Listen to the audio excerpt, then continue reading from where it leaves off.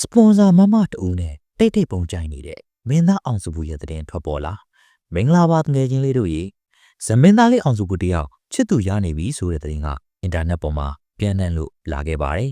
ခုချိန်မှာတော့ဇက်သမင်လောကမှာဆိုရင်အောင်စုဘူးဆိုတဲ့နာမည်ကထိတ်ဆုံးကိုရောက်ရှိနေတာအားလုံးသိပါ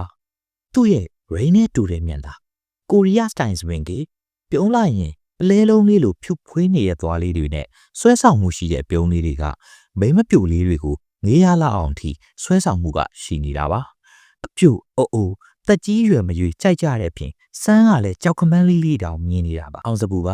ကပြတဲ့ညရီဆိုရင်ဖြာတစ်ချက်ရဲ့စီးကတသိန်းကနေ၄သိန်းထိရှိနေတာကြောင့်မကြည့်ရမနေနိုင်အောင်တိတ်တိတ်တူစီကားလာပါတယ်ဘူပူမပူပူဆိုပြီးဖြစ်နေတဲ့အမျိုးသမီးလေးဟာဆိုရင်ဖြင့်ဖြာတစ်ချက်ကိုဝယ်ဖို့အတွက်မှောင်ခိုဈေးနဲ့ဈေးကြီးပေးပြီးတော့အရင်ဦးအောင်တော့ဝယ်လေးရှိပါတယ်အမျိုးသမီးပရိသတ်လေးတွေဆိုရင်ဘူပူမပူပူဆိုပြီးတပူတဲပူနေကြတာဖြစ်လို့မိမပြိုလေးတွေဝိုင်းဝိုင်းလည်နေတဲ့အောင်စပူရဲ့ခြေရည်ကတော့အမြဲလိုစိတ်ဝင်စားခြင်းခံနေရတာပဲဖြစ်ပါတယ်အထူးသဖြင့်အောင်စပူရဲ့နာမည်ကျော်ကြားခြင်းနဲ့အတူသူ့ရဲ့ချစ်သူကဘသူဖြစ်မလဲဆိုတာကိုပရိသတ်တွေကမျိုးထင်ကြီးပေးနေခဲ့ကြတာပါဇော်ပိုင်းကာလာတုန်းကဆိုလို့ရှိရင်ဇမင်းသားလေးအောင်စပူမှာကျောင်းနေဘက်တငယ်ချင်းလေးတယောက်ရှိတယ်ဆိုပြီးတော့သတင်းတွေထွက်ပေါ်လာပါတယ်အဲ့ဒီကျောင်းနေဘက်တငယ်ချင်းရီးစားနဲ့ပဲသတင်းတွေထွက်ပေါ်လာပြီးတဲ့နောက်မှာတော့သူ့ရဲ့ဖန်မာလေးတွေကအ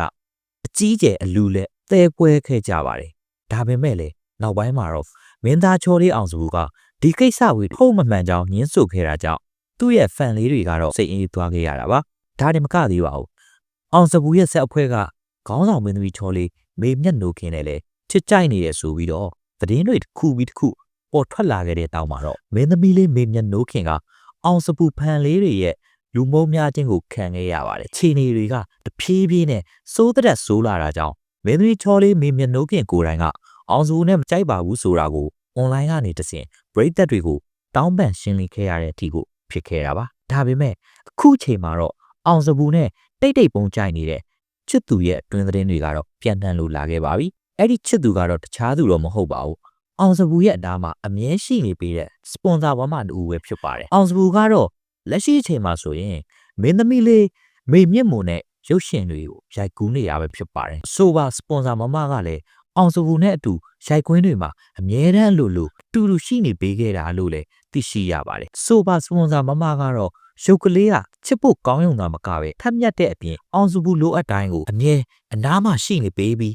းလိုချင်တာမှန်သမျှဖြည့်ဆည်းပေးနေသူတူလည်းဖြစ်တယ်လို့အတွင်းသတင်းတွေရသိရှိရပါတယ်စက်ခုံပေါ်မှာပဲဖြစ်ဖြစ်ရုပ်ရှင်ရိုက်ကွင်းမှာပဲဖြစ်ဖြစ်အောင်စပူရဲ့အနားမှာဆိုရင်အနီးကပ်အမြဲရှိနေပေးတဲ့သူလေးဖြစ်လို့သူတို့နှစ်ဦးကြားမှာတယောက်ပေါ်တယောက်ဖေးကူရင်းနဲ့တန်ရောစင်တွေတိုးပြီးတော့ချစ်သူတွေဖြစ်သွားကြတာလို့လည်းအတွင်းသတင်းတွေကဆိုထားပြန်ပါတယ်သူတို့နှစ်ယောက်ဟာဆိုရင်အလုတ်သဘောအရာရောပုဂ္ဂိုလ်ရေးရပါစီသွားနောက်လိုက်အရန်ညီတယ်ဆိုပြီးတော့လည်းသိရှိရပါတယ်အောင်စပူကတော့လိုအတိုင်းကိုစပွန်ဆာမမရှိကအရင်ကတည်းကဖြည့်ဆည်းပေးနေတယ်လို့သိရှိရသလိုအောင်စပူကလည်းစပွန်ဆာမလေးကိုအရန်တန်ဖိုးထားပြီးတော့ညနိုးတယ်လို့အတွင်းသတင်းတွေအရထပ်မံသိရှိရပြန်ပါတယ်ဒါပေမဲ့အောင်စပူရဲ့နာမည်ကျော်ကြားမှုနဲ့ဖန်မာလေးတွေကိုပြန်ပြီးငဲကွက်တာကြောင့်လက်ရှိချိန်ထိတော့ပရိသတ်တွေကိုအတိမပေးဘဲနဲ့တိတ်ပုံတွဲနေကြတာပဲဖြစ်ပါတယ်အောင်စပူရဲ့ဖန်လေးတွေကတော့ဒီသတင်းကြောင့်ပဲအခုဆိုလို့ရှိရင်ပတ်ဆက်ကိုအသေးတွေကွဲပြီးတော့ဘူလေးကိုစပွန်ဆာမလေးကသိမ်းသွားပြီဆိုပြီးတော့ဝမ်းနည်းနေခဲ့ကြတာပါဒါပေမဲ့လည်းတစ်ဖက်မှာဆိုလို့ရှိရင်အောင်စပူဆိုပြီးတော့